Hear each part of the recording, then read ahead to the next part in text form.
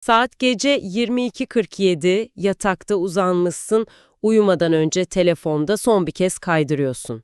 Yani günün o bütün yorgunluğu üzerinde tek istediğin zihnini biraz olsun boşaltmak. Hı hı. O en savunmasız olduğumuz an. Aynen öyle.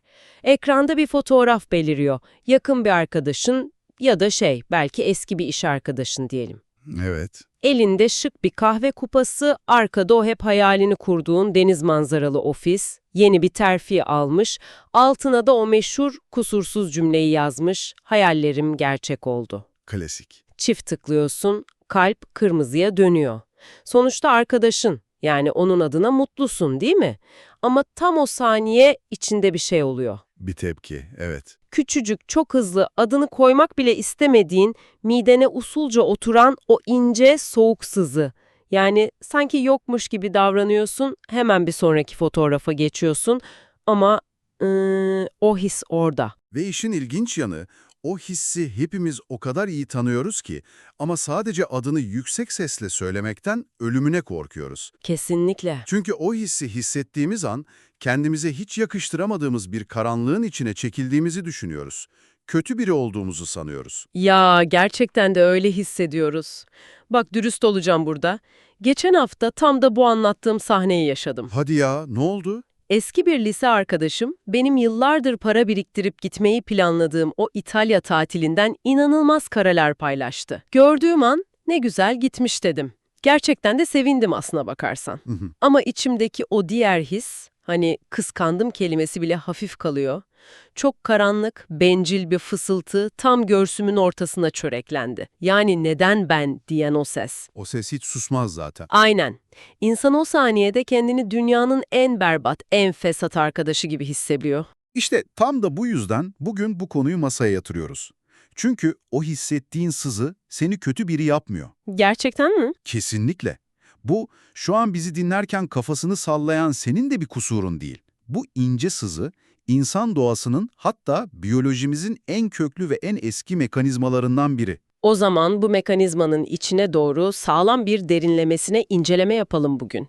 Çünkü önümüzde çok ilginç, birbirine zıt gibi görünen ama harika bağlanan dev bir kaynak yığınımız var. Evet, çok zengin bir dosya var önümüzde. Yani Leon Festinger'in 1954 tarihli psikoloji araştırmalarından tut, İslam düşünürü İmam Gazali'nin metinlerine, İblisin hikayesinden Rumi'nin doğa metaforlarına kadar uzanan harika bir yelpaze. Bir günüyle konuşan kaynaklar aslında. Aynen. Amacımız da şu bu sohbette, neden başkasının mutluluğu bizim eksikliğimizmiş gibi hissettiriyor ve en önemlisi eski çağların bilgeliği günümüzün bu dijital yetersizlik salgınına nasıl bir yazılım güncellemesi sunabilir? Çok güzel bir tabir oldu, yazılım güncellemesi. Teşekkürler. Hadi şu biyolojik ayarlardan başlayalım o zaman. Beynimiz neden durduk yere başkasına bakma ihtiyacı duyuyor? Aslında her şey bir koordinat bulma çabası. Yani Leon Festinger'in kaynaklarımızda yer alan sosyal karşılaştırma teorisi tam da bunu açıklıyor. Hı hı. İnsan beyni boşlukta kendi değerini, hızını, zekasını veya başarısını ölçemez. Şöyle düşün, uçsuz bucaksız bir okyanusta bir sandaldasın ve etrafında hiçbir kara parçası yok. Hareket edip etmediğini nasıl anlarsın? Anlayamam herhalde. Yani dalgalar yüzünden ilerliyorum sanırım ama belki de yerimde sayıyorumdur. Referans alacak bir şey lazım, ne bileyim, bir fener ya da başka bir gemi falan. Harika bir örnek. İşte beynin o fenerleri diğer insanlardır. Ha, anladım. Yani evrimsel olarak kabile döneminde hayatta kalabilmen için kabiledeki diğer avcılardan ne kadar hızlı veya ne kadar güçlü olduğunu bilmen gerekiyordu. Çünkü geride kalırsam aslan beni yer. Aynen öyle. Eğer en yavaşsan aslana yem olursun ya da kabileden dışlanırsın. Yani etrafına bakmak, kendini başkasıyla kıyaslamak beyninin hayatta mıyım, güvende miyim deme şeklidir. Festinger bunu 1954'te yazdığında bu çok sağlıklı ve gerekli bir mekanizmaydı. Bekle bir dakika, burada durduracağım seni. Çünkü 1954'teki insanla bugünkü insan aynı ormanda yaşamıyor ki. Tabii ki yaşamıyor. Yani eskiden o sandalın etrafında sadece komşunun yeni aldığı radyoyu ya da mahalledeki en başarılı çocuğu görüyorduk. Hadi diyelim referans noktamız köydeki en iyi tarlaydı. Evet, sınırlar belliydi. Şimdi durum çok farklı ama. Ben o gece yatağımda yatarken lise arkadaşımın hayatının en iyi anını, yani o highlight reel dediğimiz en parlak anlarını izliyorum. Çok doğru. Kendi sıradan, yorgun, pijamalı ve dağınık salı gecemi, başkasının özenle filtrelenmiş, renkleriyle oynanmış o tatil fotoğrafıyla kıyaslıyorum. Bu beynin referans sistemini tamamen çökerten inanılmaz adaletsiz bir eşleşme değil mi? Hem de nasıl çökertiyor. İşin mekanizması tam olarak burada bozuluyor zaten. Beynimiz, o ekranda gördüğümüz ışıklı piksellerin birer vitrin olduğunu evrimsel olarak henüz kavrayabilmiş değil. Kavrayamıyor değil mi? Maalesef. Senin mantığın, o üst beynin diyor ki, ya bu sadece bir fotoğraf, hayatının tamamı böyle değil. Ama o ilkel beynin, yani amigdala, saniyenin 1/10 gibi bir sürede o fotoğrafı alıyor ve senin o anki sıradan halinle çarpıştırıyor. Ve alarm veriyor herhalde. Aynen. Verdiği alarm şu: kabiledeki herkes mükemmel bir hayat yaşıyor, herkes kaynaklara sahip. Bir tek sen geride kaldın, tehlikedesin. İnanılmaz. Yani o mideme oturan ince sızı aslında beynimin bana aslana yem olacaksın koş deme şekli. Ta kendisi. Sosyal medyanın bizi bu kadar yormasının, sürekli o geride kalmışlık, bir yetersizlik hissi yaratmasının sebebi bu mu yani? Zihnimiz durmadan sahte fenerlere bakarak yönünü şaşırıyor. Tam olarak bu. Sürekli yalan söyleyen bir GPS cihazıyla yol bulmaya çalışmak gibi düşün. Ama işin asıl vurucu kısmı şu: bizler hep Mark Zuckerberg'e, algoritmaları ya da o akıllı telefonları suçlamayı çok seviyoruz. Kolayımıza geliyor tabii. Evet, telefonlar icat edildi, böyle mutsuz olduk diyoruz ama kaynaklarımıza daha derin baktığımızda çok çarpıcı bir gerçekle yüzleşiyoruz. Bu aslında dijital bir sorun değil, bu evrendeki en eski hikaye. Bir saniye, nasıl yani? Telefonu denize atıp dağ evine yerleşsek de bu sızı bizimle mi gelecek? En eski hikaye derken tam olarak neyi kastediyorsun? Kur'an'daki meşhur iblis kıssasını düşün, o yaratılış hikayesini. Hı hı. Olay sadece dini bir metin olmasının ötesinde muazzam bir psikolojik analiz barındırır içinde. Hı hı. Allah insanı yaratıyor ve oradaki tüm varlıkların ona hürmet etmesini istiyor. Evet. İblis bunu reddediyor. Araf suresi 12. ayette o itirazının gerekçesi çok nettir aslında. Diyor ki, ben ondan daha iyiyim. Beni ateşten, onu çamurdan yarattın. Ben ondan daha iyiyim. İnanmıyorum. Evrendeki ilk dram, ilk sosyal karşılaştırma. Aynen öyle. Ve ilk kibrin sesi. Sufiler bu metni okuduklarında çok kilit bir şeye odaklanırlar. İblisi bulunduğu konumdan eden şey bilgisizliği falan değildi. Onu mahveden şey bakışının yönüydü. Bakışının yönü mü? Bunu biraz açar mısın? Yani bakışının yönü derken tam olarak mekanizma nasıl işliyor orada? Şöyle, İblis kendi yaratılışına, kendi potansiyeline, kendindeki o ateşe bakmayı bıraktı, odağını tamamen dışarıya, diğerine çevirdi. Onda ne var, bende ne var hesabına düştü. Ha, kıyaslamaya başladı. Evet, o andan itibaren de kendi içindeki ışığı kaybetti. Kıyaslama, dikkatini kendinden alıp başkasına verdiğin an başlar zaten. Ve bu dikkatin dışarı kayması, İslam ahlak felsefesinde çok zehirli bir duyguya dönüşür. Haset dediğimiz o duyguya. Haset. Gündelik hayatta biz bunu kıskançlık yerine kullandığımız bir kelime gibi görüyoruz sanki ama kaynaklarımız bunun çoktan farklı bir boyutu olduğunu söylüyor sanırım. İkisi aynı şey değil mi? Kesinlikle aynı şey değil. Modern psikolojide zararsız kıskançlık dediğimiz şey, hani keşke benim de olsa ben de çalışıp yapayım demektir. Bu güzel bir şey, motive eder insanı. Tabii bu seni motive edebilir. Ama haset dediğimiz o karanlık mekanizma, ondaki o nimet gitsin, onda olmasın, yok olsun hissidir. Ah, işte burası. Çok ağır. Çok karanlık gerçekten. Dürüstçe yüzleşelim o zaman. Yani ben o İtalya fotoğraflarını gördüğümde sadece oraya gitmek istemiyorum. İçten içe onun da gidememiş olmasını, o mutluluğun ondan alınmasını diliyorum. Ne yazık ki o ilkel tarafımız bunu diliyor. Bunu yüksek sesle söylemek insanın tüylerini ürpertiyor yahu. İnsan neden başkasının elindekinin yok olmasını ister ki? Bu evrimsel olarak nasıl bir fayda sağlayabilir bize? Evrimsel değil, tamamen egosal bir durum bu aslında. İmam Gazali bu konuyu incelerken, hasedin arkasında daima gizli bir kibir yattığını söyler. Bir saniye, buna itiraz ediyorum. Kibir mi? Evet, kibir. Ama ben o fotoğrafa bakarken ya da arkadaşımın o terfisini gördüğümde kendimi büyük filan hissetmiyorum ki. Tam tersine kendimi ezik, küçük, başarısız hissediyorum. Kibir bunun neresinde Allah aşkına? Yüzeyde ezik hissediyorsun, doğru. Ama o ezikliğin altındaki o huysuz sese bir kulak ver. O ses içten içe diyor ki, o koltuğu ben hak ediyordum. O tatile o değil ben layık. Oo, doğru. Gazali'nin bahsettiği kibir, kendini dev aynasında görmek değildir. Evrenin merkezine kendini koyup, başkasının sahip olduğu güzelliği kendine yapılmış kişisel bir haksızlık olarak algılamaktır. Neden ben değil de o sorusunun özünde ben daha çok hak ediyorum inancı yatar her zaman. Çok şok edici bir teşhis bu. Yani mesele başkasının nele sahip olduğu değil, benim içimdeki o bencil, hep bana diyen doymak bilmez taraf. Aynen öyle. O huysuz ihtiyarın bitmeyen hesabı. Tasavvufta bunun bir adı var mıydı? Var tabii, bu mekanizmaya nefsi emmare denir. Sürekli komşunun penceresinden içeri bakan, elindekiyle asla yetinmeyip daima başkasının tabağına uzanan en alt benlik. Ve trajik olan şu aslında.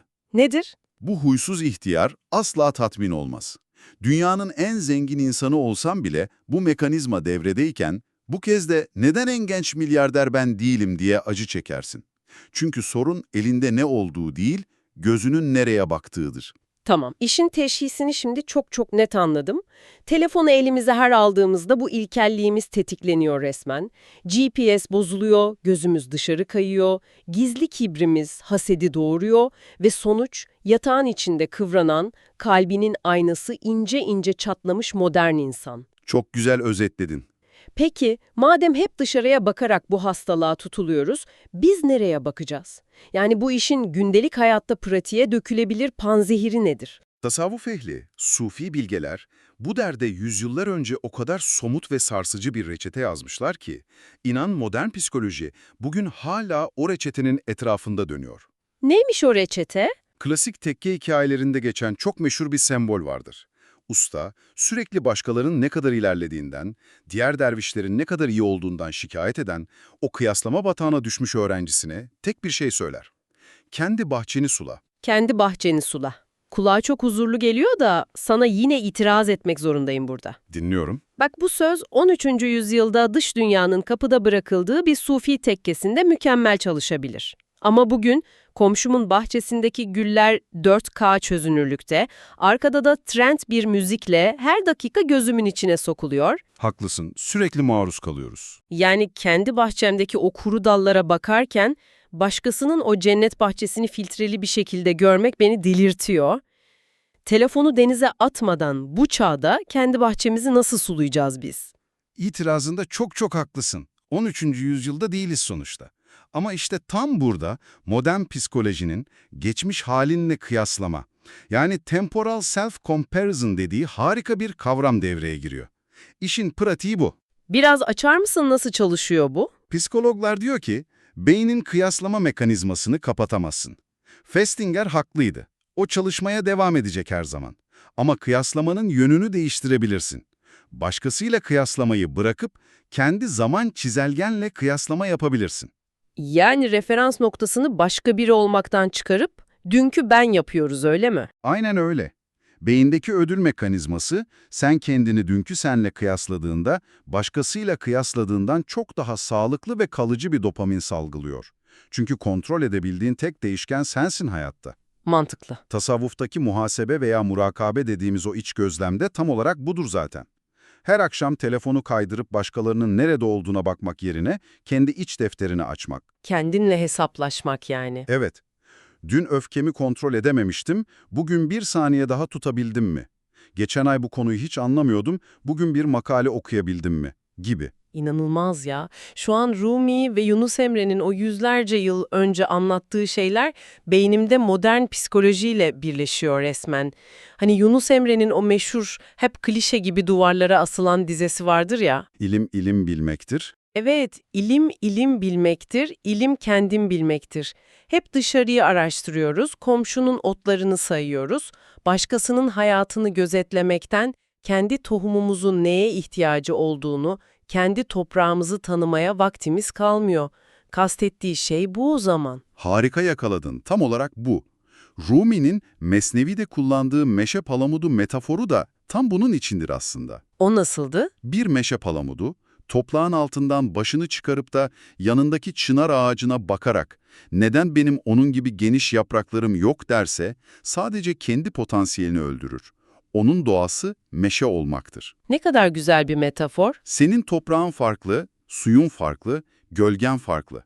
Komşunun bahçesine bakarak elindeki suyu kendi toprağına dökemezsin. Geçmiş halinle kıyaslama, aslında kendi köklerini tanıma sürecidir. Senin tek rakibin dünkü sensin. Ya bu müthiş bir rahatlama hissi veriyor insana. Çünkü lise arkadaşımın o İtalya'daki hayatını yaşayamayacağım çok belli. O onun hikayesi. Benim gerçeğim salı gecesi o yatakta olmam. Evet. Eğer bütün zihinsel enerjimi neden orada değilim sorusuna harcarsam kendi toprağımı kurutuyorum. Ama yarın dünden bir adım nasıl daha iyi olurum dersem işte o can suyunu vermiş oluyorum. Peki bu can suyunu, bu bahçeyi sulama eylemini başlatacak olan ilk düğme, yani ilk zihinsel kas nedir sence? O düğmenin adı çok açık aslında, şükür. Fakat lütfen bunu dini bir ritüel, kuru kuruya söylenen bir teşekkür ederim kelimesi ya da hani halimize bin şükür, beterin beteri var gibi pasif bir teselli olarak düşünme. Nasıl düşünelim peki? Şükür tamamen nöroplastisite ile ilgilidir. Şükür, zihnin dikkatini yönetme sanatıdır. Bir odaklanma antrenmanıdır beyin için. Nasıl yani? Bildiğimiz beyin yapısını mı değiştiriyor? Kesinlikle değiştiriyor. Bizim ilkel beynimiz hayatta kalmak için hep eksik olana, tehlikede olana, bizde olmayana odaklanmaya programlıdır.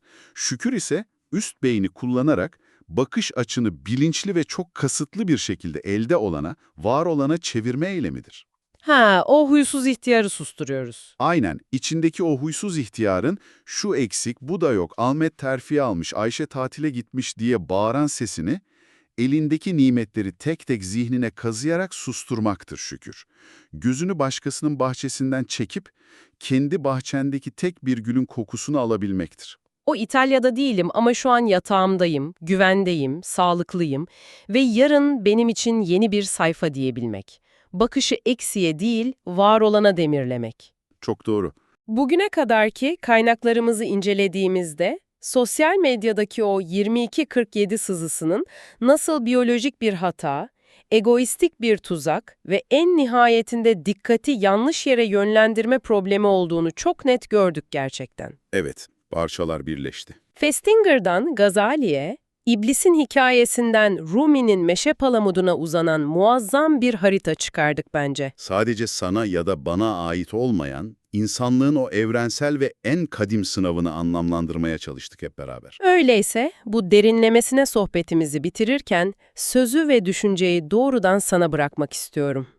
Bu gece o telefonu başucuna koyduğunda, parmağın o son gönderide durduğunda ve ekran karardığında düşünmen için sana yepyeni bir soru bırakıyoruz. Sorumuz şu: eğer sosyal medya algoritmaları tam olarak senin bu hasset hissini, o ince yetersizlik duygunu paraya çevirmek üzere tasarlandıysa, sürekli başkasının hayatına bakıp kendini eksik hissetmen ve daha çok kaydırman onların en büyük kazancıysa, o zaman dikkatini telefondan çekip sadece kendi bahçeni sulamaya odaklanmak, sıradan bir kişisel gelişim tavsiyesi midir?